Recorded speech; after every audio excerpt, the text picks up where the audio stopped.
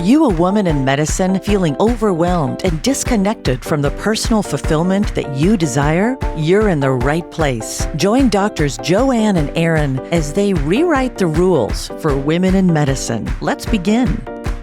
In this episode, we will be talking about something very important and more serious than our usual topics.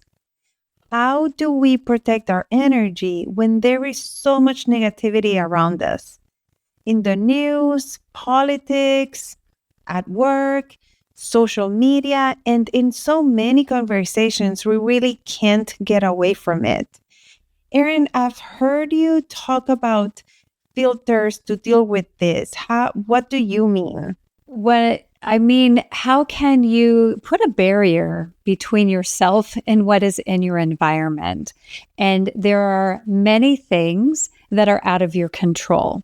And what I hope we can talk about today is what are the things you can take control over that are going to make it so your environment is a more healthy, pleasant place to be, even despite what might be going on in your community, as Joanne was saying, in social media, in the news.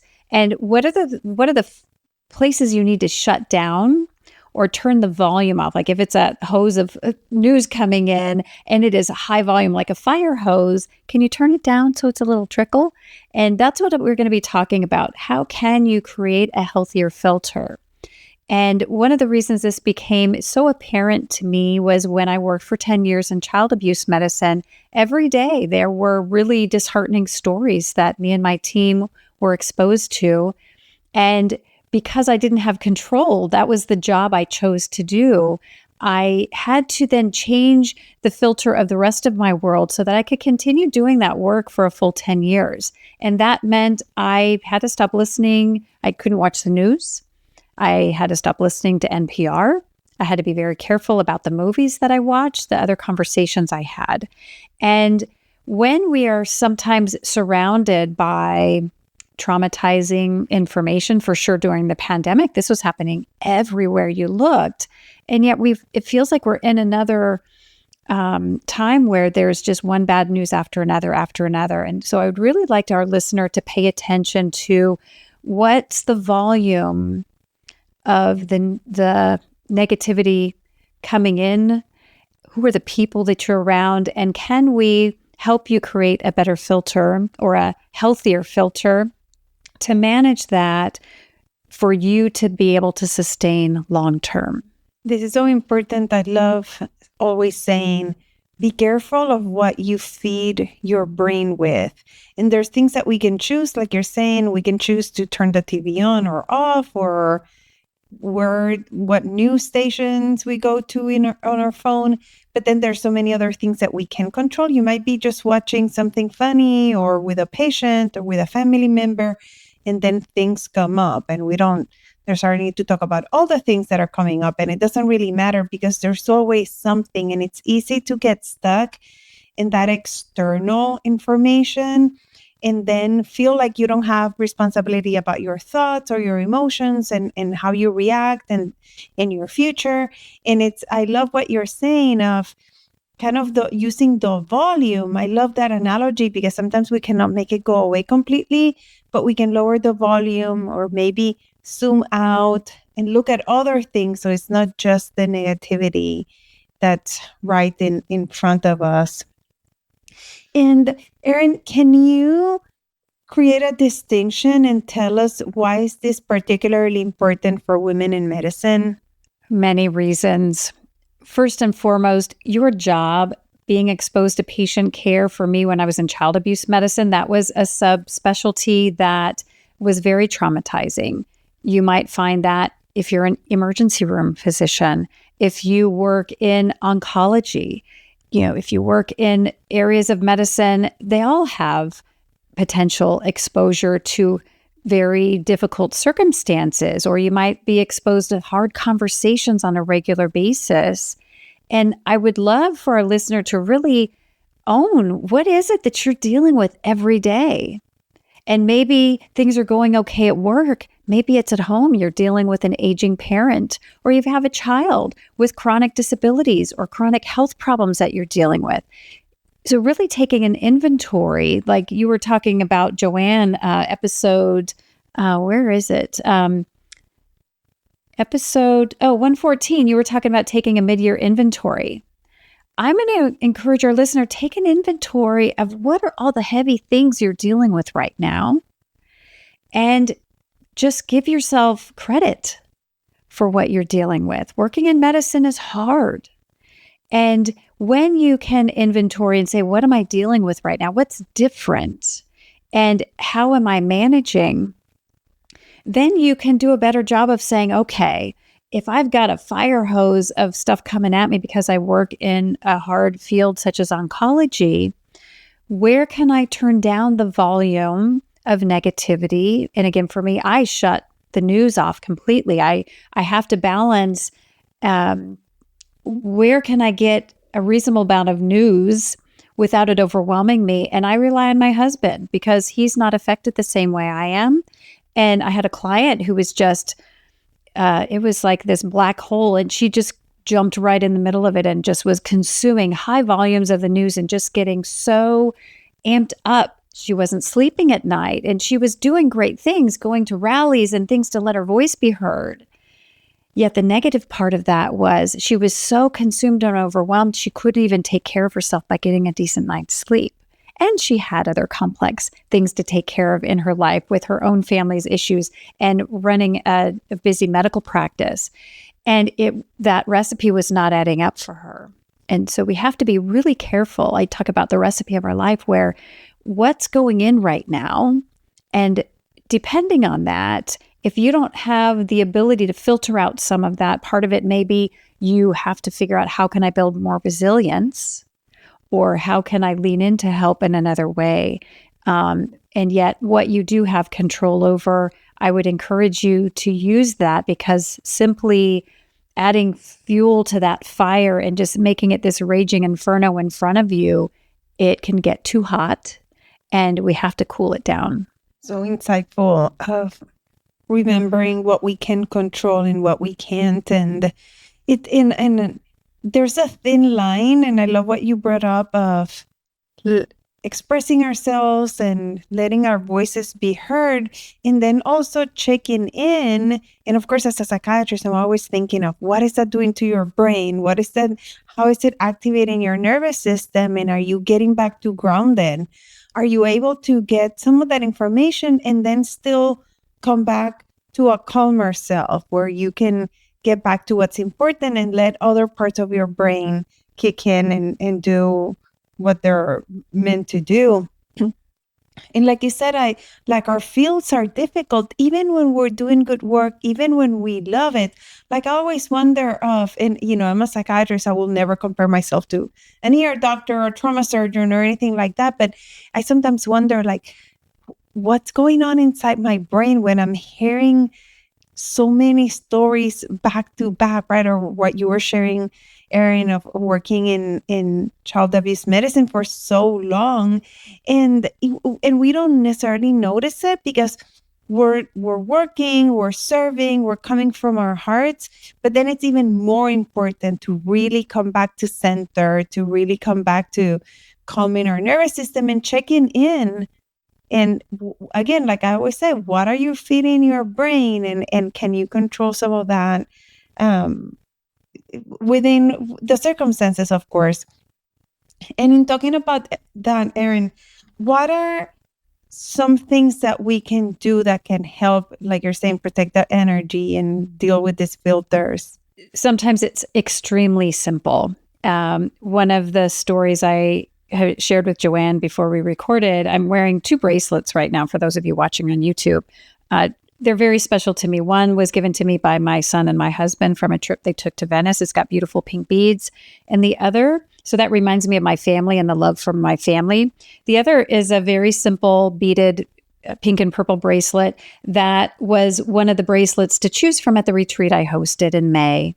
And each of the women chose a bracelet to take home. And that, just by wearing this bracelet, it reminds me of the connection with these other very strong women in medicine, that collaboration, that friendship, that special bond we created, that special time together. And I can recreate that. I can bring it back just by wearing this bracelet, touching it, having it close, or even just seeing it with my jewelry. So you can have a tactile, tangible thing that comes with you, or maybe it's a certain piece of clothing that you can wear that really reminds you of the people that care about you, or like a sweater that can be kind of your protective sweater. Super simple. As I was saying before, we can decrease the volume, turn it from a fire hose to a small spigot. I'm going to watch only this news channel for 10 minutes. I'm going to read summaries of these things. I'm going to limit my social media and pay attention to how your body feels, how your mind feels, because as Joanne was alluding to with your nervous system, if your job and your family and what you're taking in with all the negativity and you're running on cortisol 24/7, no wonder you can't sleep. No wonder you can't think straight. We have to ask ourselves, what are we doing to fire up our parasympathetic nervous system? For me, I've talked a lot about meditation. That's been a thing that's helped me grounded. With Dr. Tamberly, she talked about on her episode, getting out in nature, literally grounding, getting your feet connected to the ground. Little tiny simple things that sometimes you might need multiple ones to help. What do I have here? Being choosy about the timing of your exposure. So getting exposed to the news and social media right before bed, really not helpful. We need to be really careful about what we're thinking about before we go to sleep and our brain starts trying to make sense of our day. And movement. Movement, I don't think we move enough. And so if you think about you're dealing with stressful stuff and you're sitting in front of a TV or a computer, can you move your body? Can you literally take Taylor Swift's advice and shake it off like animals do? Two ducks come in a fight, they turn their backs on each other when they're done, and they literally shake it off. Can we learn to practice those? And then the last piece I'm going to share is secondary trauma. And there's different ways to share if you had something rough happen. Let's say you're an ER doc and you just had a really awful trauma that you dealt with and you need to unpack it. There's multiple ways to do it.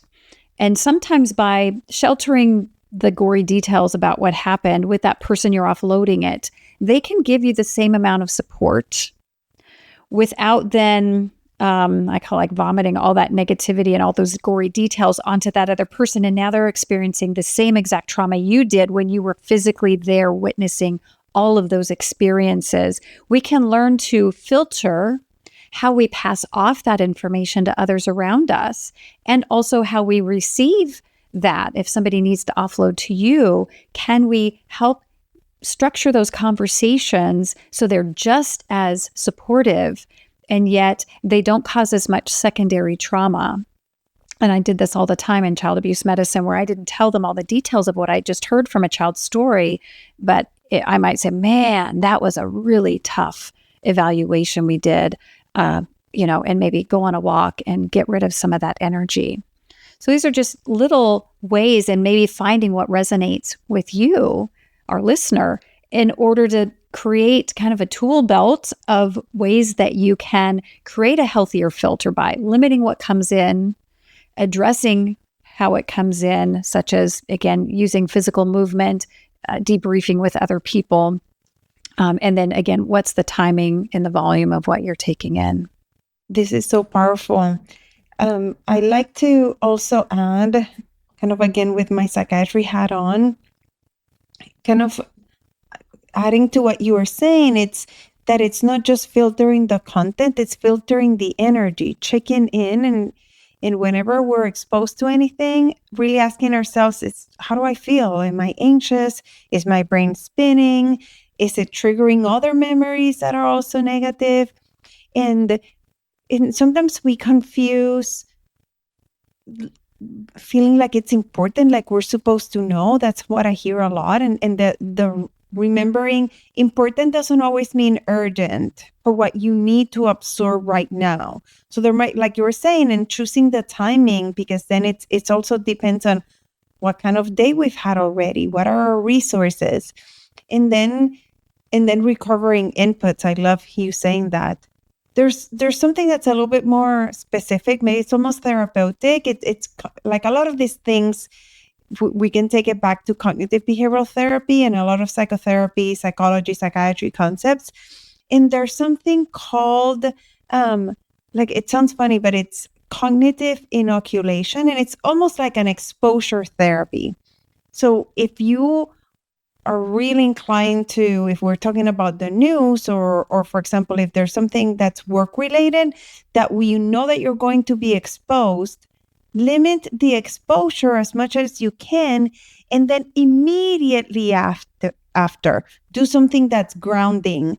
So that way you start retraining your brain of how it will react automatically to an exposure of the news, or or something that gives you anxiety. Again, these are more technical things, but we can use them even when we're at work and we see something that's really difficult, and we obviously acknowledge the emotions, but then do something that's grounding. That does not mean minimizing the emotion. That's what we learn to do, and that's part of the problem.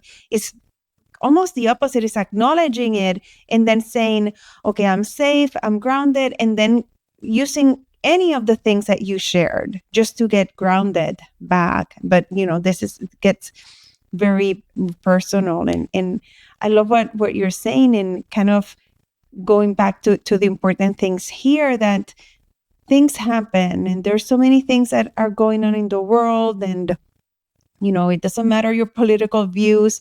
There's things that are very difficult, and so much that we are exposed to, whether it's what's going on outside or more internally. And then I love what you said of turning down the volume, and then choosing the filter also that we see things through. Like, I love that analogy. I use it a little bit different, but similar in that I said, like, it's like you put on glasses, and some can be kind of gray and things look darker, or you can literally put pink color glasses or very clean glasses, and then things look a little bit brighter. And again, never to minimize. It's just to very intentionally choose how we see things, and what you mentioned of what you can control, and recapping some of the things and some of the tools that Erin gave us. I love the idea of an anchor. I'm pronouncing that funny, of having something, you mentioned something tactile that's so powerful, because again, if we train our brain, we touch it, and that could be grounding. And then other things that we talk so much in here about in terms of meditation and gratitude and the nature, of course, all of that, and being very specific about the time, because we do want to be informed if there's something like that. And then the importance of going back to the basics, like sleeping well and movement. And this is so powerful. I think this is one of these topics that we're going to keep on revisiting, because there's so much that we can expand on, and so many tools that we can talk about and start implementing. And Erin, what's one piece of advice that you haven't given us, or some nugget of information you would like to share? One is, if you have these tools available, like, make it as easy as possible. And so, having a go-to, again, piece of jewelry that works for you, a go-to something, a go-to person. So thinking about these things ahead of time, so you have them at your disposal. The other piece of information I want to share is something that Joanne shared with us on an episode quite a while ago. And it was about the immediacy of negativity. So you see something negative and it immediately creates a memory. And Joanne, you can correct me if I'm wrong, but then for positive things, it takes longer for that to be captured.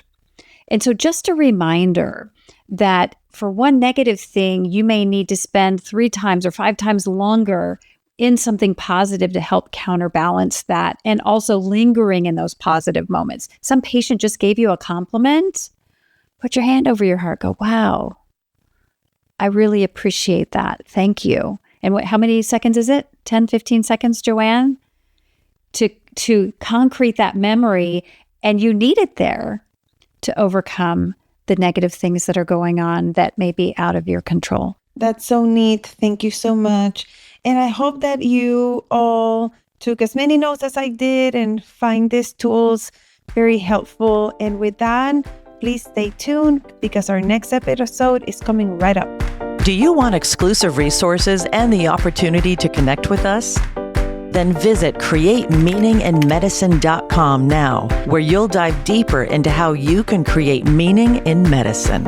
And if you're serious about optimizing your results, take 2 quick steps now. Connect with us on the website and tune in to the next episode.